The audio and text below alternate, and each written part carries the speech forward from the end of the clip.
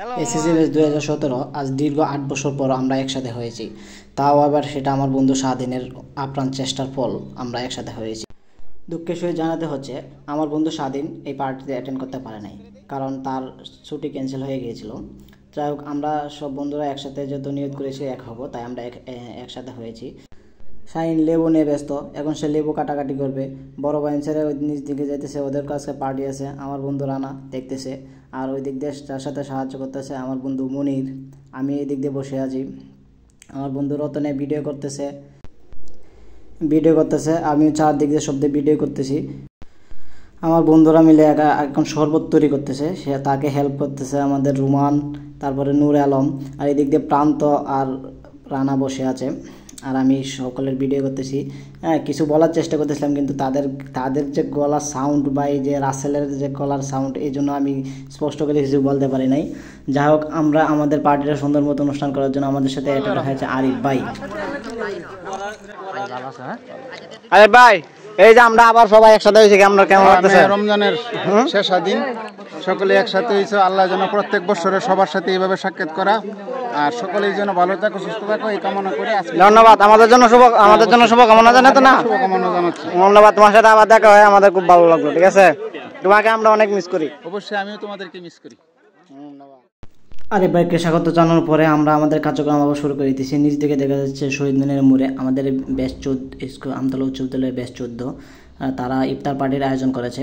তাদেরকে আমি ভিডিও করতেছি। তারা আমাদেরকে অনেক ভালোবাসে, আমরাও তাদেরকে ভালোবাসি। এদিক দিয়ে আমার বন্ধু আশরাফ সকলকে দেওয়া শুরু করে দিয়েছে। কিছুক্ষণের মধ্যে আজান দিবে। আমরা আমাদের বানানো টি শার্টগুলো সবাইকে দিয়ে দিয়েছি, সবাই পরে তার ঈদের ইফতার সকলে অ্যাটেন্ড করবে। সকলে খুব আনন্দের সহিত এই গেঞ্জিগুলো পরেছে। আমরা আগামীতে আবার বড় করে আয়োজন করার জন্য চিন্তা ভাবনা করেছি। এদিকে আমার বন্ধু রানা, সে গেঞ্জি পরতেছে, তার মোবাইলটা আমার কাছে দিয়েছে। আর দেখা যাচ্ছে অনেক আইটেম তারা করেছে। আমার যেতে অনেক লেট হয়েছিল, তবু আমার বন্ধুরা মিলে দায়িত্বটা উদ্যোগ নিয়ে সকলেই সব কিছু কেনাকাটা করে রেখেছে। আমি একটু দেরিতে গিয়েছি।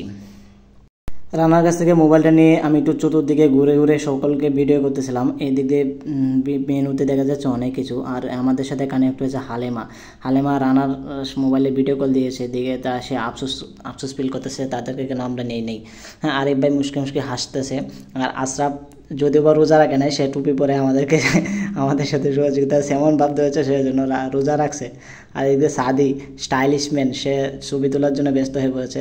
আমি বলছি যে ভাই তুই আমি তোর একটু ছবি তুলে দেবো। দুইটাই একসাথে বসে আমার সাথে ছবি তোলার জন্য আমাকে বায়না করতেছে।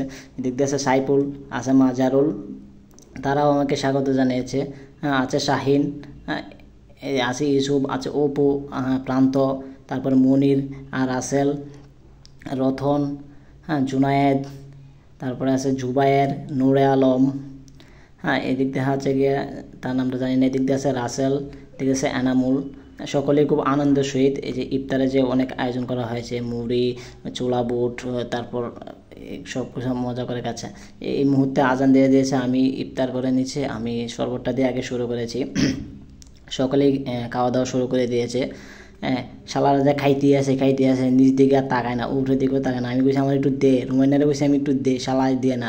আর ও পাশালা দুম বন্ধ হয়ে খাওয়া আরম্ভ হচ্ছে। আর সাদি তো বলে তুমি কথাই নাই, সে খাওয়াটা পাইলে আর কোনো কিছু কথা নাই।